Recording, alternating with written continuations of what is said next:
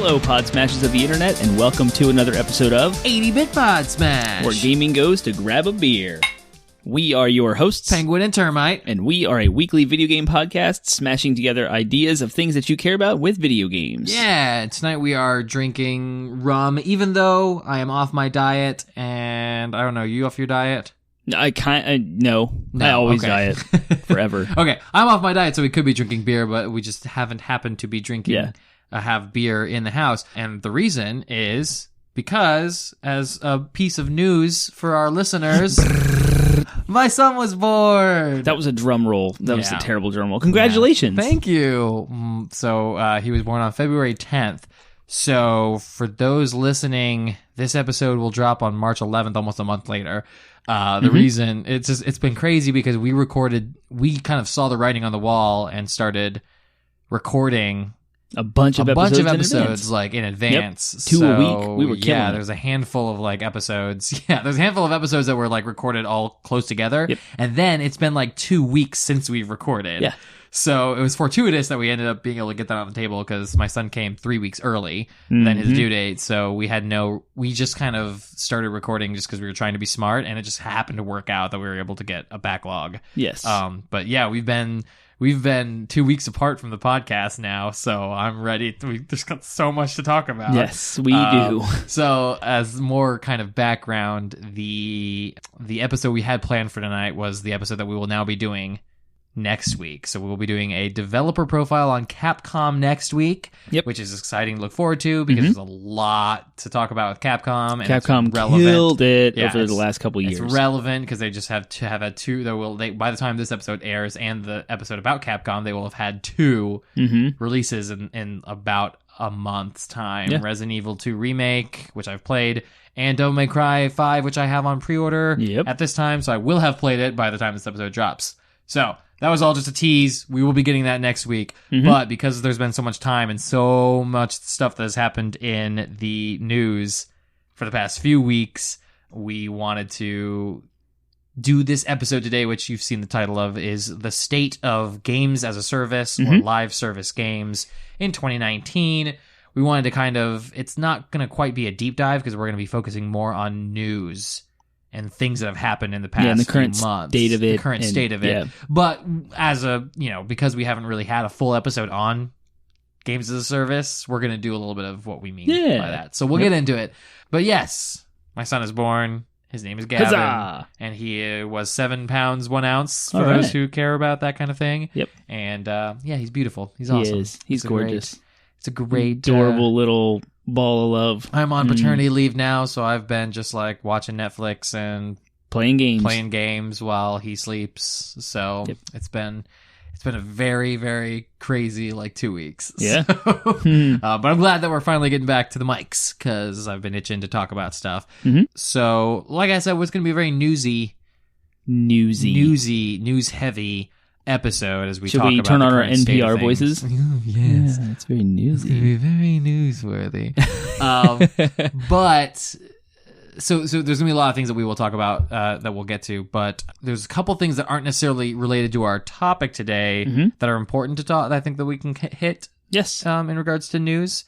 So do you want to start with the first one, the fun one? So today, the night that we are recording, is National Pokemon Day. And the reason why this is National Pokemon Day is because it's the day that Pokemon Green and Red were released in Japan on the original Game Boy back in 1996. I do believe. Maybe it was 97. So today there was a Nintendo Direct, and they showed off, finally, for all of us to see, Gen 8. And Gen 8 Pokemon has been rumored. I mean, not rumored. It's been announced. It was teased last year by Nintendo, and they said more information to come. Apparently it was supposed to come out in 2019, and it will be. So they showed it off today. Yep. Finally. Oh, I'm so excited. So they showed off the 3 starters, which they always do. It's very traditional of fire, a water, and a grass type. And I don't know their names off the top of my head, but there is a fire bunny, a water tadpole looking thing, and a green grass monkey. Yep. And I think it's an awesome kind of return to form from the Sun and Moon deviation, where they went to these island trials with Sun and Moon and these Z-Stone collections.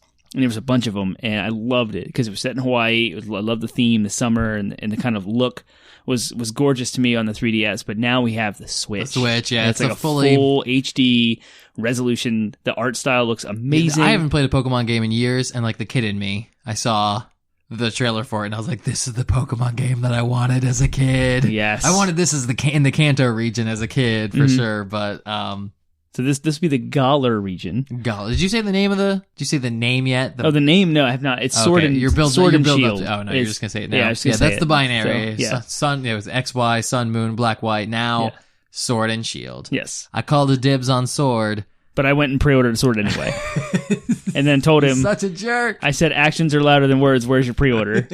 I call dibs. I said, "I'll sword fight you for it." How about that? And then I told him I'd run away. You did, yeah. He's like, "You'll be standing in a field alone with your sword because I'll throw my sword on the ground and run, and you'll never catch me. I'd chase you. You wouldn't catch me. I'd be gone." Yeah, but anyway, it's fine. So I love it. Return to form, back to the gym series collection, all the way up to the Elite Four. It looks like they'll have the gyms again. Don't know how many. We don't know. But the Galar region is centered on each region of the previous Pokemons was like themed after a real life place and kind of mapped geographically to be the same size and shape. And so with Sun and Moon, we had Hawaii, we had Paris for X and Y. We even had like an American kind of centered around New York at one time.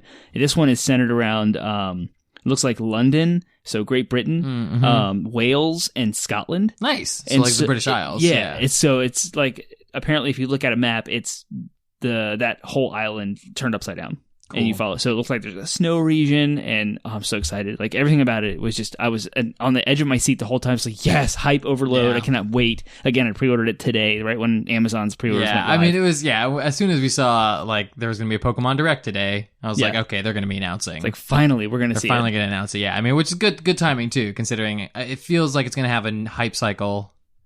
Hype cycle? Yeah, I guess that's sure. I mean, it's going to have the hype cycle around the same length as the Smash win. So we'll see. E3 will probably have all the information. Like E3 will be Nintendo's whole thing will be, featuring Sword and Shield heavily, and they'll probably build the hype similarly, and maybe hopefully it's out sooner than December. But I imagine they're shooting for that Christmas launch window. Make so much money. That game's gonna make a ton and it's gonna sell so many Switches. It's gonna sell Switches too. They're gonna have a special edition Switch, probably some Joy-Con. Yeah, I saw just various comments. Even just I wasn't even scrolling through the comments, but I was scrolling down through the video. Yeah, and I just saw comment after comment. Well, it looks like I'm gonna have to buy a Switch for this. Yeah. Like, Pokemon is just an incredible property. It is. Cool. All right. Wow. That was a lot more on Pokemon than I wanted to spend. Yeah, we just scratched the surface. The other big news thing that's not really relevant to our topic, but I think it just happened this week was I don't remember the exact day. I want to say it was Tuesday. Maybe. Sounds right. It was either yesterday or Monday. Anyways, THQ Nordic, who makes games such as Darksiders. They're a producer. They're a producer. Yeah. I know them from Darksiders specifically, but they make a lot of games. Their PR guy, a guy named Philip Brock, announced on their Twitter that they would be hosting a AMA on 8chan. For those of our listeners who don't know what 8chan is, it is like 4chan on crack. It is a website. Don't know what 4chan is. Yeah, 4chan is regularly considered the cesspool of the internet. It's where all the worst people gather. But apparently that's not true, because apparently a bunch of worst people got together and decided that 4chan was too restrictive in their content and made 8chan. And 8chan is pretty, loose. Yeah, let's just say they have illegal images of children featured on their site. Friendly. To say as family friendly as you can possibly be with that statement. Yep. And so it's a website that features that grossness. And they hosted an AMA on there. Again, when you say you're going to do an AMA on a platform, you're essentially giving implicit approval of that platform, saying it's a space upon which you want to. If that's where you're going to host an AMA to attract your audience to. Yeah, it's why not just do Reddit? Why not just do Twitter? You know what I mean? Like, there's so many other ways. What were they thinking? Yeah, they got... So, apparently this guy, Philip Brock, he comes... so they host this 3 hours later, they start getting raked over the coals on Twitter and Reddit and those aforementioned more reputable platforms. And so 3 hours later, they're in full panic mode, and so their guy Philip Brock hops on there, and goes, "Oh, I'm sorry, I didn't do my due diligence researching the site that we were going to be hosting this AMA on." And it's like, no, dude, that's bullcrap. I'm sorry. unacceptable, completely unacceptable behavior from a massive company. The THQ Nordic is Austrian based. They're not based in America, but so they're Austria. They're kind of famous now they've been buying up properties. Yeah, they have. Left and right. Like, they've just been buying up tons and tons of IPs from other failed developers. And that's their shtick, is they're just buying them up to make the next games in those franchises. Yeah, I do believe they have like 60 some games in development right now, and 48 of them are not announced. Yeah. It's insane. Yeah. And they just acquired the studio that made Kingdom Come Deliverance. Mm-hmm. So that happened like last week. Yeah. So my official stance on the whole debacle is I hope it stays, because honestly I haven't seen articles and stuff about it today. It was like all over the place yesterday, and now today there's been no peep. Who knows when this episode airs in March if it's even still going to be relevant. People are going to be talking about it. I really hope it doesn't go away, though, because we need there needs to be some kind of follow-up and recompense towards THQ Nordic on this. Yep. In my opinion, I was like, they will earn my respect back if they fire this dude, because if he genuinely just didn't do his due diligence and he's their freaking PR manager, he's over. He's done. There's no way. Like, there's no. What's next? He either needs to resign or they need to fire him. Yeah. Like, because like, what's the next like stupid thing you're gonna do and give implicit approval of, nasty things. Yeah, I mean, they're also known for like, that's where all the Gamergate people, when 4chan dropped the hammer on Gamergate, like they all went to 8chan because apparently it's more free speech or whatever. But it really is just a cesspool for terrible people to gather and spread their awful ideas. So it's like. Yeah, it's a mess. It's a mess, and it just happened this week. So I feel like talk about it. And I think 80-Bit Podsmash's official stance, I would like to say, is cancel your pre-orders unless they fire Philip Rock. Wow. All right. What about Biomutant? I don't know. That's why I want them to fire him, so I can feel better about my pre-order, because I don't want to have to cancel it. I don't have any THQ Nordic games pre-ordered. On principle, nothing. Yeah. So that's that. All right. That's some nasty things that we don't like. So let's go ahead and talk about doing this podcast is our favorite thing. Doing this podcast is our favorite thing. Super quick. It was a little fast, wasn't it? No, I just mean let's do favorite things super quick. It's not we sang it really fast. Yeah. What's your favorite thing? Oh, man. Zach Hare, my groomsman at my wedding, close friend of ours, friend of half the people who listen to the show, sent me a giant box of video games because he is moving from New York to Chicago and knew that I would appreciate him. And appreciation is not a strong enough word for the gratitude and appreciation I do have for it. Included in that was a Famicom from Japan. Like, legit. Wow. NES is what we got in America. The Famicom was what they got in Japan. Yeah. I've never even seen one in person before. Awesome. And it's in a box. So Did you say it works, though? It does not work. Unfortunately. Unfortunate. Yeah. And so there's a bunch of different things that could be wrong with it. I'm speculating it's a blown fuse, which is pretty easy to solder a new fuse inside the circuit board, and hopefully I can get it working. So I am going to work with it and try and get that to work. Yeah. But it was just a truckload of games. I have like a whole bunch of new JRPGs to play, DS games, PlayStation 1 games. He helped replace some of my green labeled, which are the greatest hits. And I don't like that. Like, I have some because I have no other choice but to keep them. Yeah. But if I get a duplicate and it's a black label, I'm totally getting rid of the green label PlayStation games, red label PS2 games. Those are the greatest hits. A couple Super Nintendo games. So I'm very, very excited. Nice. I just got this massive excitement. Like, my wife was making fun of me as I was unboxing this and freaking out as I pull each title out. I'm like, oh, I can't believe I have this now. And so there's social media on Instagram. I have a post of those games, so check it out there. Nice. Yep. 80-Bit Podsmash. Yeah, I probably should say my favorite thing is my son. He's amazing and wonderful. But that's no fun. Shortly before my son was born, I was visited by a friend who came over, and so friend of the show, Justin. Shout out, Justin. What's up, Justin? He introduced me to a TV show called Letterkenny, which is on Hulu. Okay. And it is hilarious. It's a really funny comedy show. I would say it's somewhere between like a cross between like Trailer Park Boys and It's Always Sunny in Philadelphia. Oh wow! Okay. But it's like Canadian, like it's all Canada. Like it's like Canadian, rural Canada is where Letterkenny is, and is set. And really funny. So it's kind of got a cult following right now. And I had seen commercials for it on Hulu, and Hulu's commercials for their own properties are garbage. They give you no sense as to what like what the show is about, and they're just like it looks stupid as heck. But when I actually watched it, it was like when he actually said, "Oh no, it's actually really good," and sat down and watched it. It's so witty, it's so charming. It's kind of like a show about trashy people doing trashy things, but they're not quite as bad as like It's Always Sunny people. Yeah. But it's still just a really amusing show. So Letterkenny, Hulu, awesome. Check it out. All right. Next segment we can move on to is DLC. Downloadable content. Downloadable content, for those who are just joining us, is a segment where we like to have a little fun mini discussion that you wouldn't normally have around video games. We're going to have to make DLC really short this time, so we'll go with the DLC I had originally written for this episode, which is, in honor of my son being born, what is the first video game that I should seriously sit down and play with my son?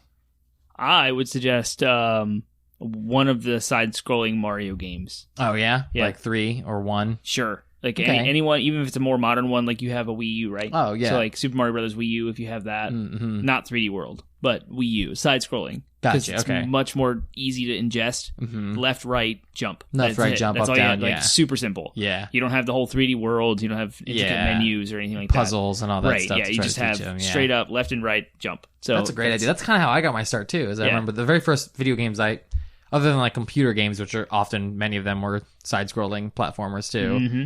The ones I have the like earliest memories of consoles or like Mario games. Mm-hmm. So we could almost have an entire discussion about, are you going to start by enforcing retro games on your kid? That's a whole... To make him learn the history of gaming to lead up to what it is today. I saw a post on Reddit that was like, no Fortnite until you've beaten the original Legend of Zelda. And I thought this was pretty funny. I don't know. Some of that stuff I just don't have access to, but it's definitely... I still have my... Oh, that's true.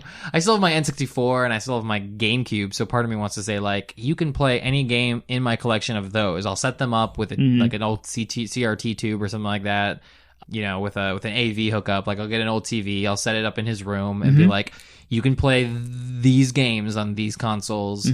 You can watch Daddy play his modern games and you can play them with him on some occasions, but you won't be able to play these games until you're a certain age or something like that. Like, I've definitely thought about it and I would love to kind of go through the history of games with him, but I don't know. I just don't know what's like...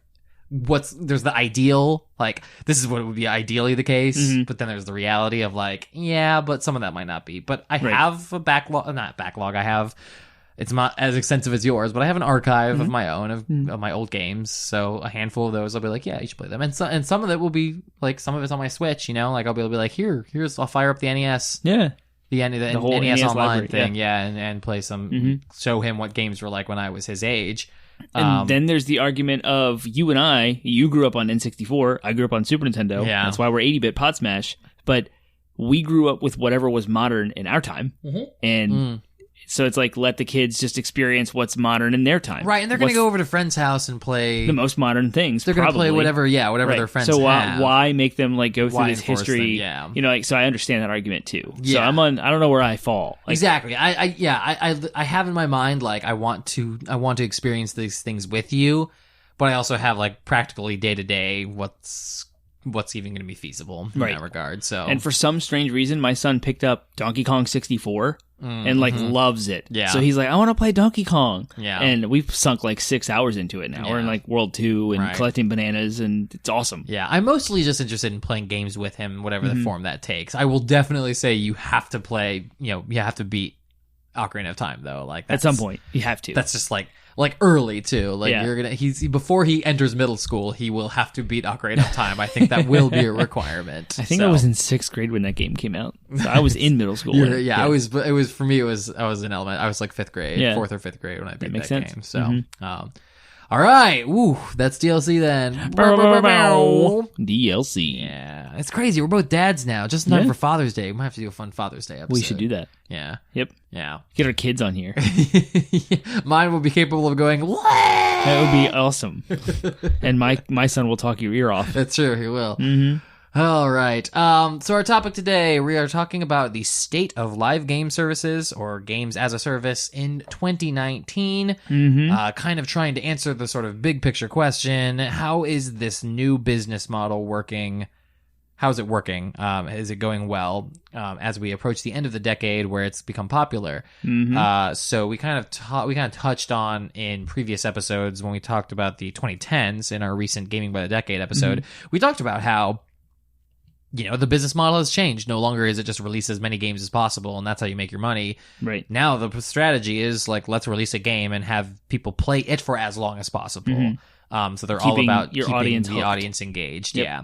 So yeah, let's kind of start then at the beginning. What do we mean by a live service game? What do we mean as games as a service? What do we mean by audience engagement? And how does this model differ from traditional game design that we grew up with? I'll give it my typical Termite discussion, and I will walk you through some history. So games as a service essentially is some sort of like never-ending thing you log into that's always online. Yep. Like you log into a service and you play your game. Yeah. Right? Or even one could even argue that it's a game that receives consistent content updates. That's true too. Yeah. So, again, we will mostly talk about online only games such as MMOs or Diablo or Anthem. And there's my history lesson. MMOs is kind of where it all started. So you had Ultima Online, you had I don't even remember the Dark Age of Camelot, and then World of Warcraft kind of set the world on fire in 2004 when it came out, and MMOs were entered onto the scene. They're the most basic form of games as a service. You pay a monthly subscription, and you have access to a game. It keeps everything in the cloud, so it doesn't matter where you log in from, whatever computer, it's your account, your characters, your world, your everything. You had some discs to install initially, but everything else kind of keeps updated by the internet. Yeah. And then with mobile cell phone games, we had a whole episode with Bree, Brizzle McFizzle. So go back and check that out. We talk about the history of mobile games and how that kind of set the world on fire as far as the free-to-play model and the microtransactions by setting gated things, limiting players to make them want to spend money. So the game was initially free, but those games continually evolve and they never end. They add levels at the end. They always change the microtransaction system up. And so you log in from any phone. It's all in the cloud. So you get a new phone, you just log into your Candy Crush account and you just pick up where you left off at level 500 or whatever people do. I don't play Candy Crush, so I have no idea. So those are both like early models of games as a service, and now it's kind of crept into the console space with Destiny. And the AAA games, yeah. So where we have these like online shooters that are like pseudo MMOs. Yeah, MMO light is what people call them often, is the word I've heard thrown around. It's kind of yeah, it used to, game. It's being called games as a service now because it's gone beyond MMOs. It's gone beyond this thing where it's like tons of people in one single open world space, which is what it was in the aughts. Now it is being applied to all kinds of different game models, like your looter shooters, like Anthem or Destiny, but it's also your Battle Royale games are all live service, games as a service. You're seeing it start to creep into even single-player game experiences like Shadow of the Tomb Raider, for example. Their whole thing is you can buy a season pass, and they constantly will be adding, or you can buy it's just sort of like an evolved DLC model. Yeah, it technically is like DLC, like what we used to think of. Like here's a new level that you can buy. But now they're packaging it as a season pass, and so the theory is they could theoretically update Shadow of the Tomb Raider until they decide to make a new one. You know what I mean? Yeah. But that's definitely like the games as a service. Again, it's kind of expanding the DLC model to be just kind of constant content updates. So it doesn't even have to be a multiplayer game. And it can still be a games as a service or a live service game. Yeah. So that's what they are. That's where we're at. And how does it differ from traditional game design? So this is an interesting question. You didn't actually ask me. I just read that. So usually you ask me these questions. Yeah, I got you. I think I said it all as one big question at the start. Okay. But yes, how does it differ from traditional game design? You alluded to it when you were talking about like single player games. They're designed from beginning to end, kind of as a cohesive experience. Full package. Yeah. You pay $60, you get this amount of content. Yeah. And so it's different now because they actually build into the design the ability to expand it. It's not finished when you get it.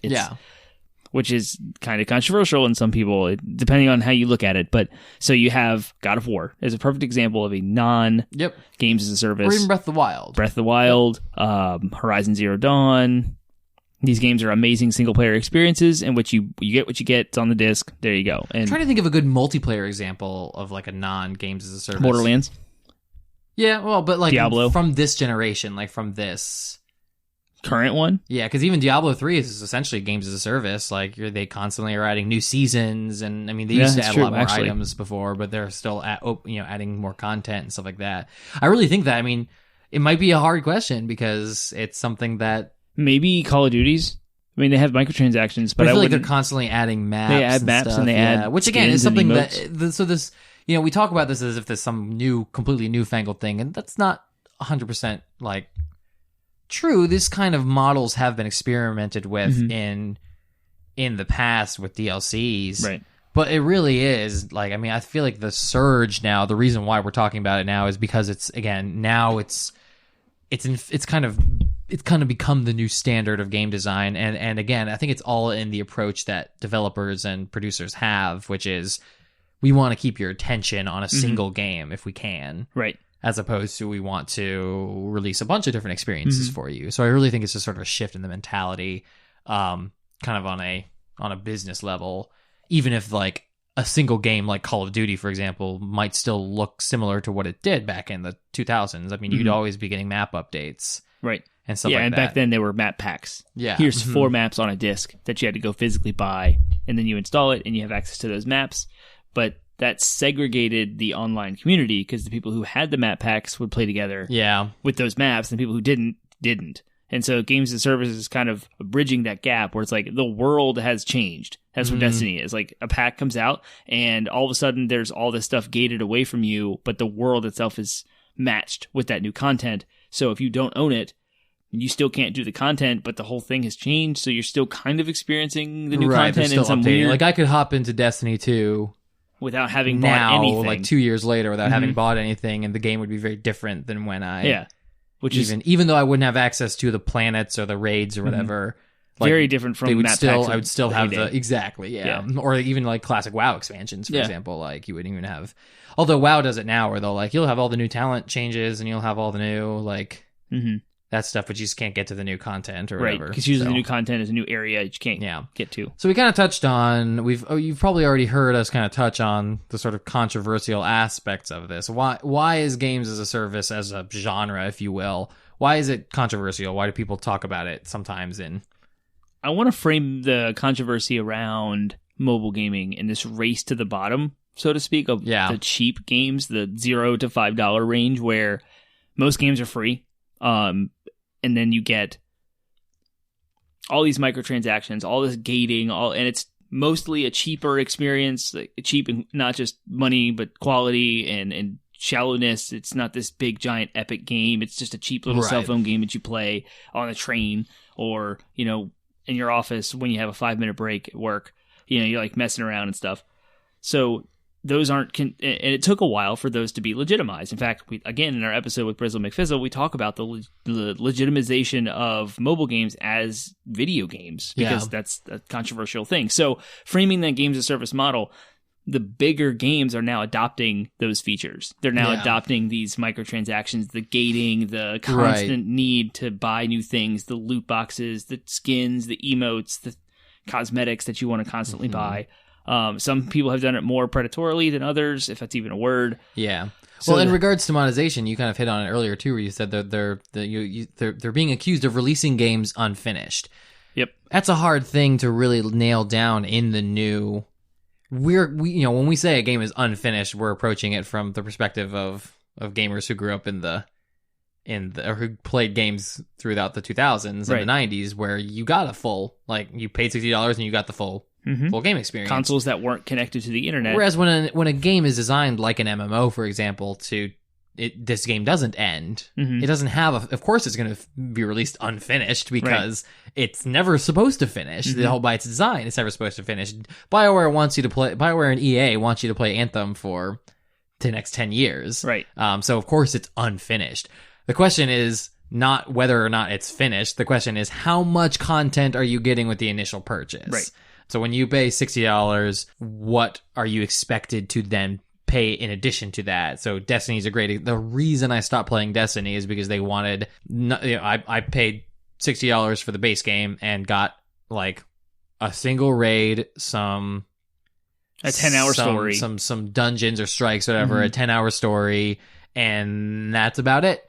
And then they said they expect me to then pay an additional like $20 for the next few raids and stuff, or I could buy the $45, but then by then I've already dropped $105 into the game, and then they have a whole new expansion that they dropped. So if I had bought each piece of content that Destiny dropped as it dropped, like at the price, then I would have at least spent like $300 on the game. I think $250 to $300. Man, that's what they want you to do. Which is the price of a freaking console. Right. So again, that's, I'll talk about this more, but one of the draws to Anthem for me is I spent $60 on the game, and at least the content, they've said for at least the first year, the content will be free. Yep.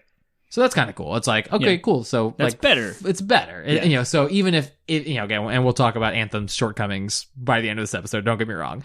But, one could say for $60 right now, all I've bought is like a 20-hour story and some like 3 strongholds, which are like the version of dungeons. Right. So it's like, it's not a ton of content. At least there's promising free content updates coming. So as opposed to Destiny, where you look at the roadmap and it was like, but everything was paid. Yeah. So exactly. The monetization tactics used by publishers and developers to make money on these games is what's controversial about them in the first place. And so the games themselves are being designed in such a way to hook you early, not provide you a whole lot of content, and then expect you to pay for more. Yeah, string you out along. Right. So they're designed with all these grindy Skinner box tactics that, Blizzard experimented with, that are designed to keep kind of pushing your buttons and giving you that pleasure reward in your brain, but also kind of, blowing against the wind, the futility of like they're really just killing time until they give you more content and that you have to pay for usually. Using Anthem as a prime example, you spent $60 initially and got that little bit of content. So all of the future releases, all the DLCs, etc., whatever's going to come out might be promised to be free, and it will be. When I decide to jump in, the game might be $30. Yeah, if you buy it a year later, the game, you'll be half the price and get the same exact amount of content. And I'll have everything you've gotten plus more. So the value of the game for me increases as content just comes out for free. The only cost that it is for you is time. You just have to wait. Yeah. Like, all you gotta do is wait. So I'm just sitting back and like not jumping in right away to save the money and get a better quality game later. Yeah. That's controversy. That's bad. Yeah, a lot of people hate that model. Like that should not happen. I want to buy a good quality game. Should not happen is sort of it's relative to the preferences of the consumer. Because if you look at a game like Fortnite, has made a ton of money. Granted, it's free to play, but they're making their money somehow. They are making their money by getting people hooked and attracting them to their microtransactions, which is as questionable. And then there's other games too that aren't free to play that also you still have to pay. And then also try to hook you on microtransactions. So it's definitely, but again, it's making money for a reason. And even though we might hate it, we're, like I've said for the last several podcasts, like we're not going to be the primary, spenders. We're not going to be the only primary spenders anymore in about 10 years. So they, I don't know. I'm not defending the practice, but I can just sort of see how they're just going where the money is. Oh, sure. Yeah. And they're going where the trends are taking them. And, you can't fault them for that. We might still get some good games out of it. Like the idea of, again, I played MMOs for years. I spent a $15 subscription once a month on World of Warcraft for years. Yeah, how much money did you sink into that? How much? Yeah, probably more than 300. I complained about the 300 I could have sunk on Destiny, but I've probably sunk several consoles worth of money into World of Warcraft. And the idea of an ever-expanding, ever-continuing, evolving world is really attractive. Yeah. There's a reason why the MMOs are popular, and there's a reason why I played it for so long, is because there is something satisfying about a full experience from point A to point B, that you buy $60 and get. But there's also something satisfying about continuing through a world and continuing to see it develop and grow and change, and you grow and change and expand and get more powerful and encounter new challenges. That's fun. That's cool. That's really... If it's done correctly. Exactly. And it just seems like the reason we're having this episode is because there have been several things that have happened over the last few months that have sort of indicated to us that the state of games as a service right now is kind of taking a sour taste. Yes. So let's get into some of that news. What is some of the recent happenings that are relevant to this conversation? The biggest thing that happened is 800 people from Activision got laid off. Yup. So, and you guys might have tons of questions about why are we talking about Activision and games as a service conversation. We'll get there, so just bear with me. Yeah. So this is kind of... The layoffs are indicative of a bigger problem. So I'm talking about the layoffs because they're relevant. They happened. 800 people are We're going to without a job. we're going to be talking about the layoffs a lot because there's other implications too. Mm-hmm. So I'll say as a caveat, you'll probably hear us talk about the Activision Blizzard layoffs in an episode that we'll be having because it has some implications in regards to labor unions and the fact that unionizing in the industry. The unionization of game workers, whatever that means, because it's more than just developers. Right. Because the people who got fired were not developers. Right. The people who got fired were like their IT staff or the customer service reps or the marketing folks. Right. Like, so people in the game world, there's a question as to whether or not they need to be protected. So we're going to tackle that in a whole different episode coming up. So stay tuned to us. So stay tuned to that. For that. But okay, why is it relevant to games as a service? I'm going to go ahead and read Activision's statement because it does frame the conversation. While our financial results for 2018 were the best in our history, we didn't realize our full potential. To help reach our full potential, we have made a number of important leadership changes. These changes should enable us to achieve the many opportunities our industry affords us, especially with our powerful owned franchises, our strong commercial capabilities, our direct digital connections to hundreds of millions of players, and our extraordinarily talented employees. So, Bobby Kotick. Bobby Kotick's the biggest jerk in the world right now. I hate him so much. So here's what's happened. Activision Blizzard and Bungie broke off. That happened. Yeah, so there's always been a rough connection between the two companies. Yeah, and remember that Activision Blizzard is more than just the two companies it's named after. Like, Activision is a developer, Blizzard is a developer. Activision Blizzard is the publishing conglomerate that owns them both. Yeah. So it's confusing, but it's not these like individual developers. It's the company that owns them both. But yeah, so go on. With that, the CFO Spencer Newman was fired. So the writing was on the wall here with this whole split off. The Blizzard COO Armin Zerza, responsible for Blizzard's 2018 mandate, had been to cut costs and produce more games, and that as a result, layoffs would likely hit the company's support departments, even as Blizzard continues to expand its own development teams. So this guy actually mandated that. You need to cut costs and produce more games. The Blizzard CEO, Mike Morhaime, stepped down, replaced by a veteran named Alan Brack as president. So there's no more CEO? That's kind of weird. Well, Mike Morhaime was one of the founders of Blizzard. He was one of the 3 guys who founded Blizzard. So he was like the last... He was like the last one standing. Yeah. Now we have no was their CEO, but there's a president now. So that's interesting. So all these things are happening. Stock fell down to barely half of what it was worth a few months ago. And then there was the big news and announcement of Heroes of the Storm esports completely removed. Some of these things we have talked about over the course of the past 4 months. But carry on. So related to layoffs, this is reported the folks associated with esports were let go. So Black Ops 4, which is an Activision published title, it's Call of Duty, didn't sell as well as they'd hoped, even with the new inclusion of Battle Royale. A shallow Battle Royale game behind the $30 to $60 paywall is not ideal.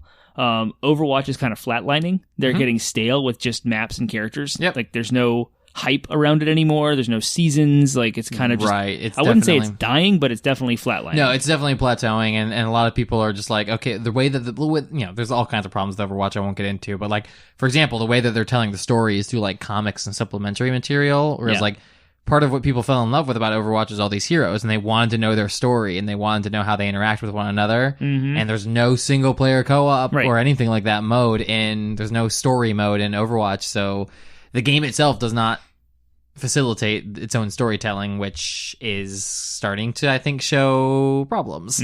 Carry on. Yep. And then with Bungie's breakoff, Destiny 2 Forsaken failed to meet expectations. Were expectations too high? It makes sense Activision would lay off people associated with Bungie work, an entire team full of Destiny support staff, PR, marketing, social media, business, and so on, now have no work, so they're included in those layoffs too. And also, like, that's what's happening right now just with Activision Blizzard. Looking ahead in the future, there's not a lot of major anticipated titles either. So Infinity Ward's up for Call of Duty this year. They've announced it, and it'll have a single-player campaign, apparently, despite sales not really being affected by Black Ops 4's lack of it. So Black Ops 4 didn't have a campaign, didn't really affect anything, and it still, like, sold a lot. But maybe it's a goodwill move. Infinity Ward's Call of Duty will have a single-player campaign. So in case you didn't know, there's, like, Treyarch, Sledgehammer, and Infinity Ward, I believe, are the 3 developers. They all make Call of Duties, and so they come out every single year, but they're developed entirely by different teams. And, yeah, right. And so it's Call of Duty version 3 Right. whatever. Well, you had like Ghost and Infinite Warfare and that whole line. Then you had this whole Black Ops line. So there are different, like, you can go through the history The Rocky of that. Road Call of Duty flavor is right. going to have a single-player campaign. Yay! Right. And so Call of Duty isn't going anywhere. It still charts the top best-selling games every single year. Right, which is why they were able to say we had a record year, Right. and in the same breath say, but we didn't have as good a year as we wanted. You know what I mean? Like, Black Ops 4 still sold like hotcakes, but it didn't sell as crazily as they wanted, which makes me wonder about their expectations for one. Mm-hmm. But it's crazy how in one breath they can say we had a record year, and then also lay off 800 employees with the next. And that's what we're going through. Where I'm fleshing all of this out. So, okay, we have a Call of Duty coming. That's what's anticipated. And then Sekiro Shadows Dies Twice, From Software's new game. That's the only other published. It's like a Dark Souls Neo it clone. Looks amazing. Looks great, but also has it's a very specific niche market as opposed to. And it's a single player kind of like single experience. I can't wait to play it. It looks awesome. So if that's all you've got between Activision and Blizzard. Right, Blizzard has nothing new. They've actually come out and said we have no major titles for 2019. Yeah, they're not even doing. I think they're skipping BlizzCon this year too. Oh, really? They're not doing a BlizzCon this year. That's funny. And part of that's because they have nothing to announce. Right. They don't like. And this year they're just like. This year is literally they're re-releasing two old games. They're releasing WoW Classic and Warcraft 3 Remastered. And that's made me a little sad because I thought the Warcraft 3 remake was a major title, and they come out and say we have no major titles coming out this year. No, it's just a remaster of an old title. But that's the thing is, like, it's, as far as I can tell, for the most part, it uses the same engine with just upgraded graphics. It's not a new game. It's not new content. It's literally just Warcraft. It's not like Resident Evil 2 remake. Which, again, I actually had this conversation with our friend Ryan. Shout out, Ryan. You know, we have to probably have a whole podcast on this, but, like, the difference between a remake, a remaster, like, when is a game considered a remake and when is it considered a remaster? It definitely brings up... Its implications I only bring up is because, like, Resident Evil 2's remake was a completely different game, 100% built from the ground up. New engine, like... even just a new story, quite frankly. It's just like a new retelling of an old story. Right. They changed the order. But it's a whole different game. It feels like a whole different game. Right. Whereas the Warcraft 3 remaster is exactly that. It's the same game with just prettier graphics. I guess that's true. And they're restructuring some of the story to line up with World of Warcraft. Oh, really? Yeah. I didn't know that. That's interesting. Yeah. So it'll have different... now I want to play it. Yeah. Something to do with like Strongholm, I guess, the rating of Strongholm. Is that the name of that town? Stratholme. Stratholme. Mm-hmm. There was aspects of that whole situation that didn't line up. That were like, WoW, that were... and now they've changed it all to... Anyway, so that's just looking at Activision Blizzard. So this layoff system happened, 800 people laid off with that. It's indicative of a larger even problem in the industry. So now we're going to look at EA. So Battlefield 5 came out last fall with no Battle Royale mode. Why? Everyone wants Battle Royale. PUBG's killing it. Fortnite's killing it. Black Ops 4. Legends, Well, Apex Legends hadn't come out yet at the time. Okay. So apparently their Battle Royale mode, which I don't remember what it's called, was delayed from the release window to like March. So it'll come out next month, this whole Battle Royale mode. So Battlefield 5 did not meet sales expectations and shipped without Battle Royale. Anthem's lackluster release, low physical sales, bad reviews, awful reviews, awful reviews. Yeah. We'll get into why it reviewed so badly. I think, in a little bit, but Anthem. And then we had Apex Legends dropped, which was actually a giant success story. Right, Apex Legends is like a weird kind of like, for all these things that were like talking sound doom and gloom, Apex Legends is a surprise success, and it really is going to show, I think, what might be hopefully a new trend in the industry, which is the hopefully we'll start to get less of these hype trains, because the release strategy of Apex Legends was literally like, oh, by the way, Respawn Entertainment has made a new game set in the Titanfall universe, and it's a Battle Royale, and it drops this week. Yeah. Boom. Whoa. No marketing. No, like, reveals, no hype trains built over the characters and slowly doling out information over time. No pre-order campaign. Nothing. Just, hey, by the way, this free-to-play game is available now, and it's just took over the world. There's speculation that EA knew Anthem wasn't going to be up to snuff, and so they directed Respawn to drop their game when they did to continue to bring income to EA through microtransactions.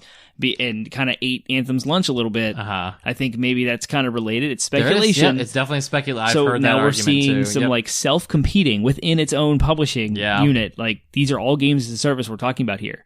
And then let's see, what else are we talking about? So right, these are both games. Both of these, it's important to highlight the fact that these are two games as a service games. They're meant to be live service, regularly updated games. Granted, one's a battle royale and one's a looter shooter. One is basically PvP and the other is basically PvE. So they are kind of going after different demographics, but there's going to be overlap in that demographic as well. There are people who would play both. Right. So you've got one publisher in the same month dropping two games that are kind of in direct competition for each other. Because again, if we're talking about the currency of attention, the currency of player engagement. It's maxed out, right. But Battlefield 5 is also EA, and that still exists right now with Battle Royale mode coming next month. That's 3 things from EA. Battlefield 5's Battle Royale, Anthem, and Apex Legends, all from the same publisher. But you need as many players as possible for all the games. Right, and if you staggered the releases a little bit, you could see how people would kind of come and go. Right. You know, ideally, 1 month. Ideally, you have people, EA would be, I think, just as happy with people who would bounce back and forth between 3 games. As opposed to people who would stay, to them, it's the same as if someone stayed on one game. I mean, that's kind of what Blizzard's strategy is like... Stay in our family of games. World of Warcraft, Diablo, Overwatch, Heroes of the Storm, they're all essentially games as a service games, but you could bounce back and forth between all of them, and Blizzard would be happy to take your money from all of those games. They don't care what you're specifically playing. So yeah, I can see the strategy of having a family of games, but releasing 2 in the same month 3 is things a little aggressive. With the Battle Royale of Battlefield 5. 3 things is a little aggressive. And 2 are Battle Royales. Really? Okay. What are you doing? Yeah. And then on the side, you have Epic with Fortnite, and they're continuing to kill it with their seasons and stuff, but they're also in direct competition with Apex Legends. And then Ubisoft is coming out with the Division 2 this month. Yep. By the time you listen to this, I think it's out. So that's all games as a service right now. There's so many things. These are all massive hits. Not to mention Destiny 2, still exists. The future of Destiny is up in the air because of them Bungie's making it on their own now. So if there's going to be the next few months, seeing what Bungie's plan is, are they going to continue to support Destiny 2, or are they going to go ahead and start from scratch and with Destiny 3, kind of building Destiny 3 from their own vision as opposed to a joint vision with Activision? Right. So how's that going to change? But things? I mean, they just released it's a little bit older news, but they released their Forsaken expansion that kind of fixed, quote unquote, a lot of the problems that people had with Destiny 2. And that failed to meet expectations. It failed to meet expectations, but it's been doing really well. It's been well received by the Destiny community. Right. And they're continuing, again, they have their season pass or whatever, where they've been adding content updates to that throughout the year. Like even as recently as like the past month, they've had content updates to that. So it's a very competitive space, but not a lot of success stories in that competitive space. Like they're all success stories. That's crazy. I mean, framing the whole thing is they all make ridiculous amounts of money, and we're going to get into that in a minute. Yeah. Activision said we had the best year we've ever had, and they are like encompassing how many games and service titles. Most of these are Activision. EA, we're seeing a decline.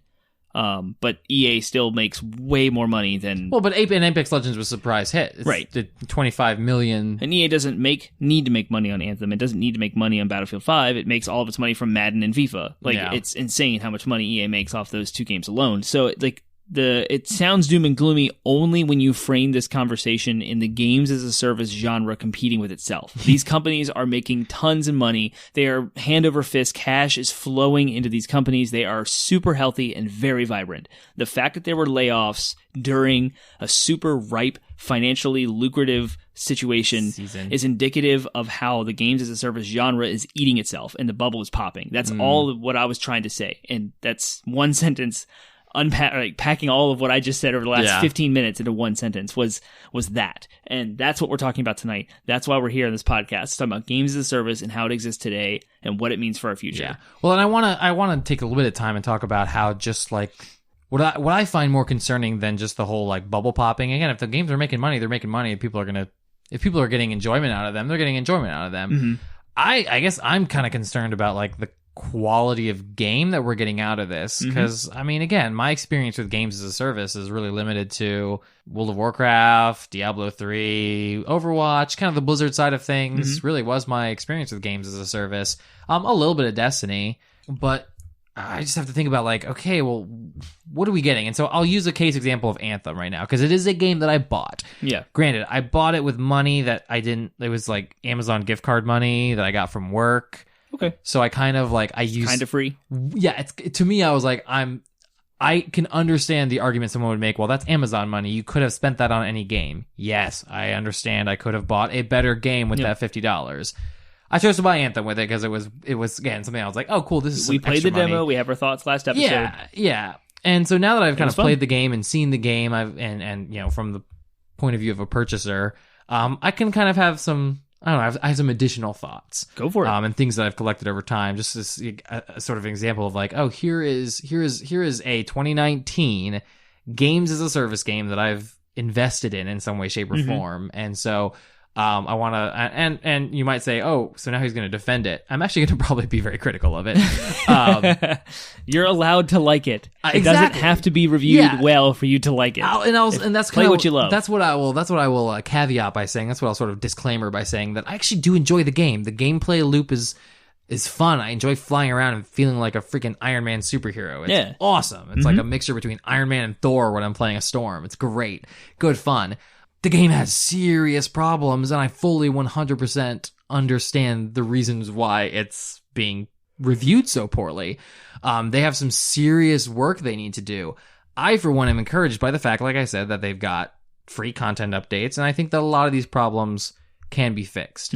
That said, no game... I think one of the reasons why the game is reviewed so poorly is because no game can be evaluated in a bubble.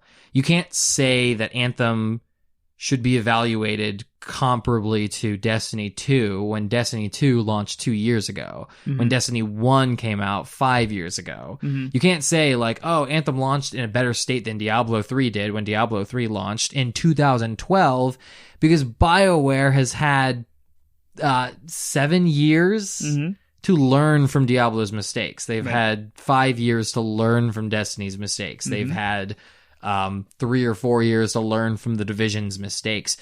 Like, they should have released this game in a better state. So in regards, and then, you know, that's just from a simple game design perspective. Right. From I'm talking about things like loot systems. I'm talking about things like the way that the game handles when a player goes down, when a player dies, quote unquote, like loses their health. Apparently you're stuck forever. You're stuck. You can't even enter a menu. Wow. You can't do it. If PC players have to Alt-Tab out of the game, not Alt-Tab, Alt-F4 out of the game. Jeez. If their teammates don't pick them up. Right. So, like, you're at the whims of, like, random people deciding whether or not they want to get you up. You know what I mean? Shaking my head. So, like, so that's gameplay decisions. That's not even mentioning things like bugs or, you know, just loading times, the game crashing, load times. Yeah, like technical problems. Frame rate drops. The game really dropped, I would say, if not months, years before it was ready, because it almost feels like they spent so much time on making the game feel and look good, which is admirable. But if the game also doesn't make sense to play and has like serious problems to play, then you didn't spend enough time testing it, and you didn't spend enough time researching your competition. Right. But the graphics are awesome. It looks so pretty. The graphics are good. It must be an amazing game. But it also feels so good to fly around. It's so pretty. It's perfect. So what we're seeing, I think, with Anthem, which is interesting, some of the notes I have dropped in it is number one, that the reason why people are reviewing it so bad is, again, objectively, if you look at Anthem in the way that it launched, in the state that it launched, sure, one could argue it's in a better place than Destiny was. But the game didn't come out when Destiny came out. You know what I mean? They had time to learn. So I think that the reason it's getting just raked over the coals, we're seeing 50s, 40s in review scores worse on than Fallout 76, which I didn't even talk about as a games as a service. Yeah, exactly. It's reviewed worse than Fallout 76 and No Man's Sky when No Man's Sky dropped. And the reason is because I think the culture is starting to get fed up with companies who are like, I think that's what I think is probably... To me, I would agree more with the idea of an unfinished game is a game that should have taken more time to develop. Yeah. Is a game that should have said, you know what, we're not ready to release this game. Let's wait until another year so that we can hammer out some of these details so we can properly beta test it and get good feedback. That's an unfinished game to me. It's not a game that doesn't have enough content. Sure, if the game released with as much content as it did, Anthem, if Anthem released with as much content as it did, but had a better, more solid like loot system and fewer loading screens with a more sensible, like I can change out gear on the fly instead of having to go back to town to do it. If I was able to 4 loading screens, silly things like if I was able to promote a player to a party leader without having to disband the entire party and have them invite me. Things like communication, if I was able to communicate with the people in the randos that without having to actually get on voice chat with them and bother them, you know what I mean? Right. If things like, I could go on, the list is insane. If it just released with a better sense of like what kind of game it wanted to be, like it should have taken it, they could have hammered that out if they had given it another year and a proper beta test for feedback. Right. So I think players are starting to catch wise to that. And part of what I think is actually kind of cool that we're seeing as a result of that, the fact that I can get on Reddit and see like the top 5 posts on the Anthem subreddit are all like well-constructed arguments as to specific ways to improve the game, speaks to a literacy in game design amongst the players that didn't exist 10 years ago. 10 years ago, we used to talk about how a game looked and how it felt. These very esoteric terms. Oh, it feels so good. Right. The graphics are so good. We didn't talk about things like, oh, here are 5 systems that you can implement today that would improve the game experience for me.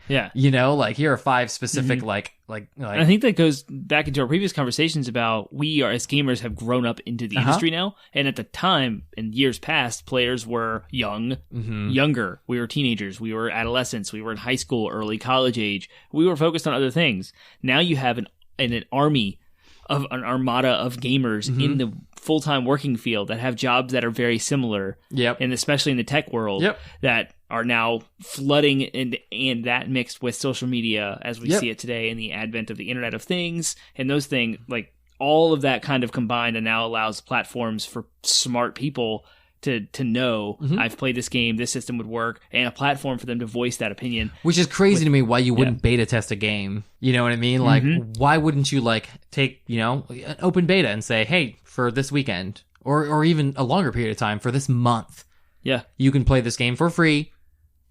It's in an unfinished state. Like, give us all the feedback. Give us everything of feedback that you possibly can, so we can improve this game so that people will want to buy it. Right. And if not an open beta, then a select beta. Like, you should be able to opt into betas like Blizzard does with their opt-in system. Like, it's just like that's the world that I grew up with that even as early as like when I was in middle school. Maybe not middle school, but like high school for sure. Blizzard at least was beta testing their games and getting feedback. I'm like, you have such a literate, like I said, a literacy in game design that's more prolific now than it's ever been in gaming history. And it's like, why not draw from that wealth of information? Right. I mean, I literally will see posts on Reddit of people like, here's a stat page that I designed and like how it would fit and look in the game. Like that. And look at the modding community. People have changed Skyrim to be an entirely different game, and it's so much more fun with third-party mods. Yeah, exactly. And same with Fallout 4. So there's like people out there that you can draw from, and so it's encouraging to me, even just with the case study of Anthem, the game can review so poorly, and yet there's a passionate fan base who will like outline ways in which the game can be improved, which means that it's still the game is still resonating with people at its core, and people want it to succeed. And another good example of that on a higher level is Travis Day, from a former Blizzard employee, who worked on the loot design of Diablo 3. He he posted an essay on Reddit as to how Anthem could improve its loot design based on his experience. And one could look at that and say, look at this other developer trashing this other developer, but that's not the spirit of what he was trying to do. Right. He was saying like, hey, like this game has potential. Here's what you can do to fix it from experience that I had. And I think hopefully what we see as a result of things like this is that I hope to see these developers of these games as a service games get together and say, here's what we learned from our experience with this games as a service debacle, and this is all the criticism and feedback that we got as a result of this. Like, here's how you can improve it. Like, I would love to see more cooperation between developers that should be competitive with one another. And hopefully we see more developers being open to feedback from their quote-unquote competition. And all of that is kind of happening in capitalism? Yeah. It's people who are voting with their wallets. It's people who are buying Anthem or buying the Division 2, saying no to Anthem because I'd rather have the Division 2 or vice versa, or looking at Destiny and maintaining your tenure there instead of jumping over to Anthem. I mean, like that whole competition with each other is happening. Granted, there might not be as much collaboration from developer to developer at that level, but it is going to work that way naturally through the success or failure of each individual title. It's like, oh, this game over here is killing it. What are they doing right? Let's do that. And then that's how Battle Royales came about. PUBG started the whole thing, and Fortnite and Epic decided to pivot Fortnite from their Save the World mode to Battle Royale. And look what we have, one of the most lucrative Battle Royales ever. Apex Legends, Battlefield 5, and everyone's having a Battle Royale mode. We have Tetris Battle Royale now. I mean, I hate it like, so much, Termite. Right. And so going down this capitalism road and looking at business models, the caveat to that entire discussion is they couldn't wait a year to release Anthem because they had planned a build plan and a design plan and a work breakdown structures to their investors and their shareholders. EA takes money in from their stocks and from shareholders and for VCs, the venture capitalists, and takes all that money, and they have to make promises. They have to meet those promises, meet those demands and deliveries to them. It's all about money. So no one's going to make, out of their own goodwill, a decision to push a game back a year and take a hit on their stock prices, or take a hit from, sorry, we can't give you the return on the investment we initially promised because we delayed this game a year. Like, it's not going to happen. So we have fiscal years and all these quarters and all this businessy talk, which I can't even pretend to know, that happen that are a higher level. That's why Anthem is in the state that it's in. EA is chasing dollars. That's what they want. Right. And these games are huge, and they have huge development teams. I mean, Activision's laying off 800 people. That's like 3 times larger than the company I work for. Yeah. Like 3 of my entire company is gone. You know, it's a lot. It's huge. It's bloated. And that's what I mean when I say the bubble's popping. Not necessarily they're not making any money. It's the industry is getting bloated. Yeah. There's too many people and the games are costing way too much. The demands are way too high, and it costs that much more to get investment. But the risk is worth it because they make so much money. They're printing cash with these games as a service. And so at some point, I feel you. I agree. Like, Anthem should have been pushed a year, and it should have been player focused and all these quality of life improvements. But at the same time, they wouldn't have made money. They would have lost it. So how do you balance that? They don't care about the players. They care about money. They want people. Right. So in some regard, if you care about the player, they'll buy your game. You'll make money. So there's a certain give and take. There is goodwill. I mean, I think, and that's the backlash. There's what do you call it? Esoteric? Not esoteric. When you do something good for nothing. Oh, I can't believe I'm blanking. I know. This. There's a word. Getting on about this word. It's fine.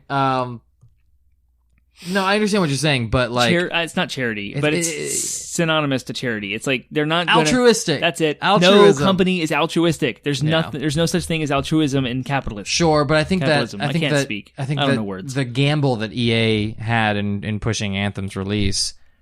I mean, they wanted. One could argue they did need a win because other than Apex Legends, they have really been floundering since the Battlefront.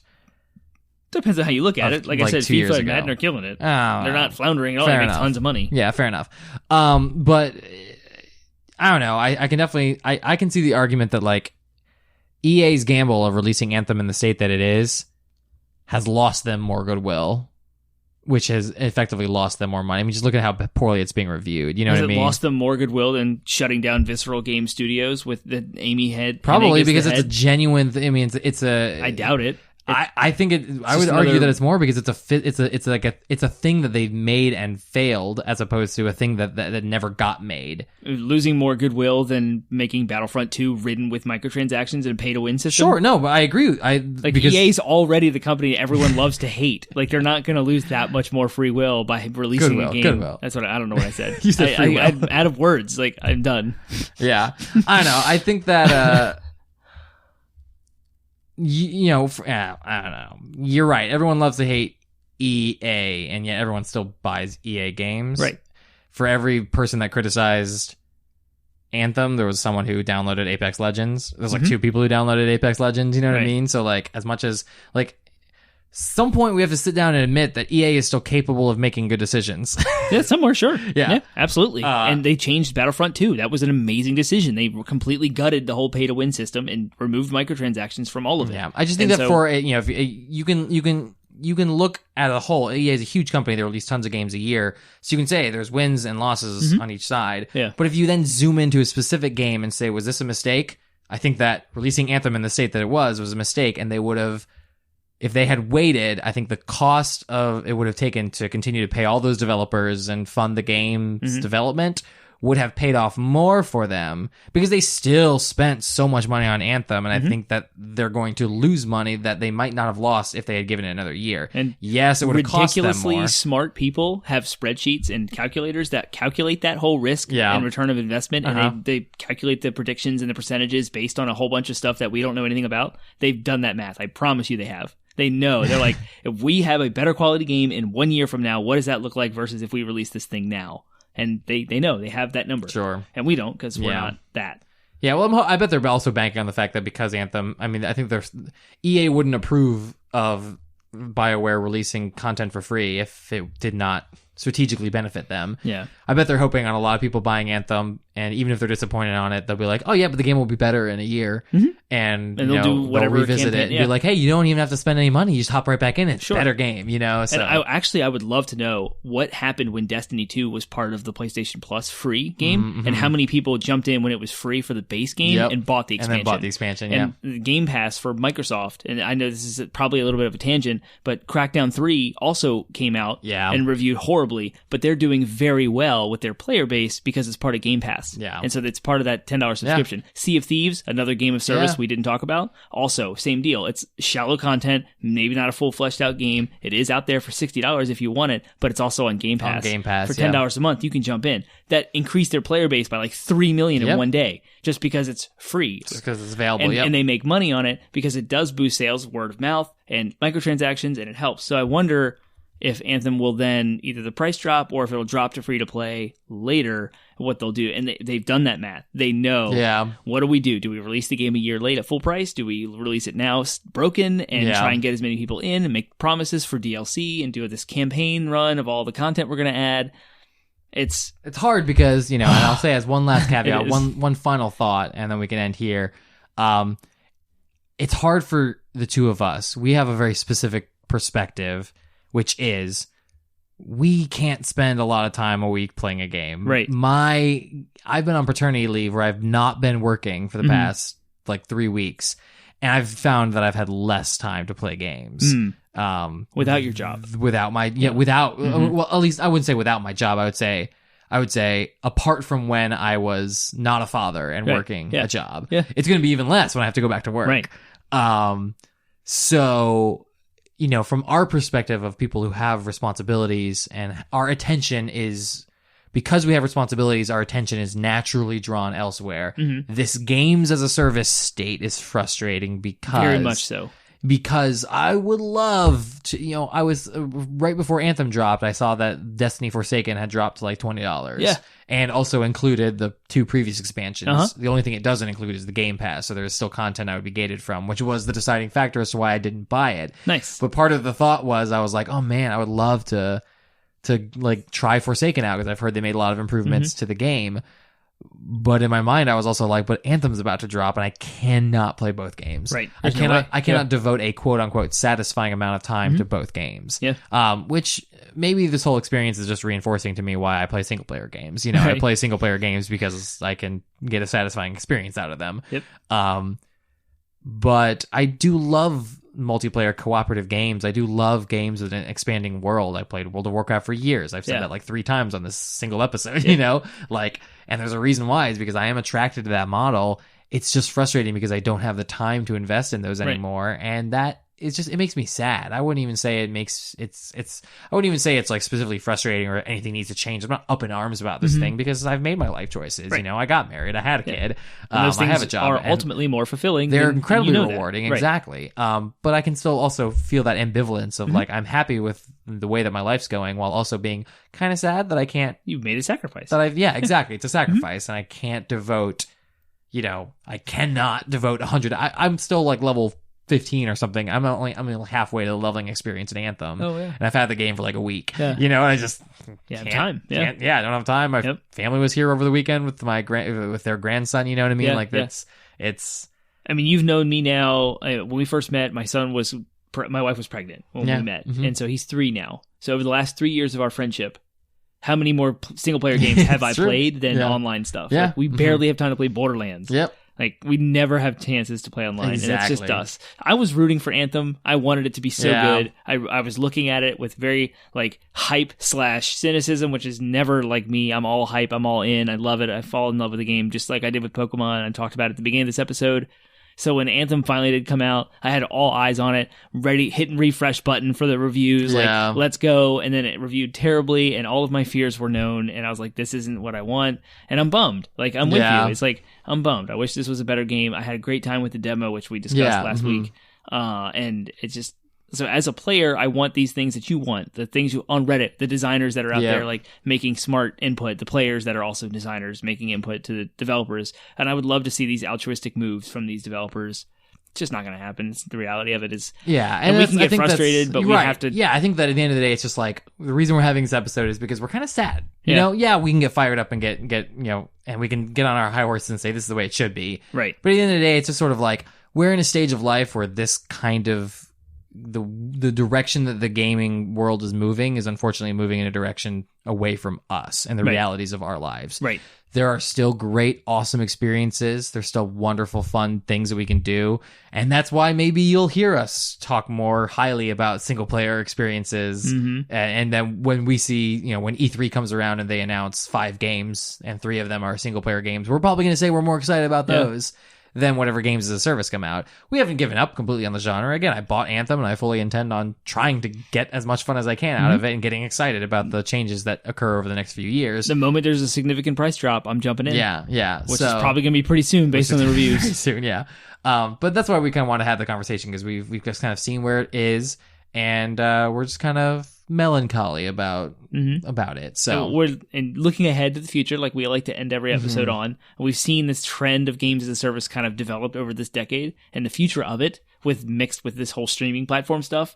Google just announced they're coming out with the little box that will stream games. Xbox, the Azure servers we talked about in previous episodes. Nintendo's got. Maybe Xbox is coming to Nintendo Switch, the Game Pass. I don't know if you've heard about that craziness. Yeah, that was the whole thing that we completely missed. That's crazy. We're not going to go into the details of that. Not until it's announced. Not until it's absolutely 100% It's all announced. It's all speculation, rumor. But the whole idea of streaming PS Now, Xbox Game Pass, etc. Google experimented with Assassin's Creed Odyssey, with being able to play it through Chrome browser. Apparently, I did play an hour of that, by the way, nice. and You I got got a my free free copy. Yeah. Good job. I think that's scary to me for that very reason you just hit on. And it's the idea that our lives are moving in a different direction than what games as a service can do for us. Yeah. We want those old school traditional, I bought a game, I put it in, I play it, have a good time, and walk away at my own pace. Where the games as a service are always online, they're always changing, you kind of fall behind if you don't keep up with it. And I think the future with all this, and they're all reliant on having people that you can consistently play with. Right. And that's either through you make friends online, which for some reason I've become terribly introverted when it comes to the internet. Yeah, I know, right? It's like when it comes to like, yeah, exactly. I'm gonna just keep the voice chat off. I don't want to talk to randos. I don't want to talk to randos. Yeah. Or you have friends, real life friends that you play with, but that's getting harder too because we're all so busy. Yeah, exactly. Full time. Maybe that'll change. Maybe someday when our kids are able to play with us, you know, there's that too. Like maybe when our kids can play with us, we'll want to play more of these games as a service games with them and experience that with them. You hear all those sweet stories on Reddit of like people whose dads played with them, played World of Warcraft with them or whatever. Like that's sweet, that's cute, that's wonderful. I hope I can have that with my kids. I hope I can have that with my kids and your, you know, like your family as well. Like I hope we can all get together and play games, or we can play games online together, and then we have time and energy to do that when they're older. But in this stage, in this season, at this time, young kids. It's just not. It's not doable. Okay. So we have young kids, and they're awesome. It's great. They're awesome, and they're still games are awesome, but we can still be ambivalent about it. So, wow. An hour and 20 minutes in, we had to even strike through several questions and just skip a whole bunch. But I feel like we hit most of them anyways by talking about it. So, whatever thoughts you guys have on games as a service, we want to hear them. We want to hear, are you excited about the current landscape of gaming, specifically as it applies to live service updated games? Or do you, like us, do you kind of mourn for the times, you know, of when games were full experiences out of the box that you paid for and maybe bought DLC if you wanted to. If you want to play games as a service with us, hit us up. Yeah, let us know.